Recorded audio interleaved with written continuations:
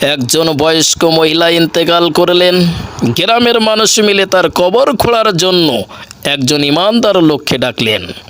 লোকটি নীরবে কবর খুঁড়তেই লাগলো, মাটি একের পর এক সরাতেই লাগলো।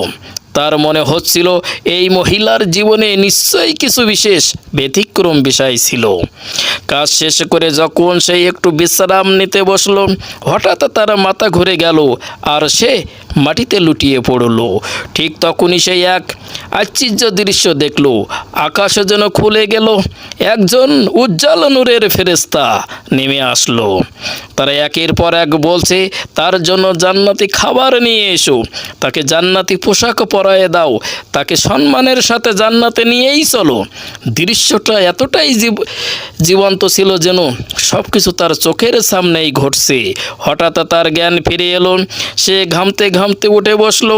তার হৃদয় কাঁপছিল, কিন্তু মনে এক অদ্ভুত শান্তি নেমে এলো। পরের দিন সে গ্রামের লোকদের কাছে সেই মহিলার সম্পর্কে জানতে চাইল। সবাই বলল, এই মহিলা প্রতি রাতে তাহাজ্জুদের নামাজ পড়ে একমাত্র আল্লাহ তাআলার সন্তুষ্টির জন্য।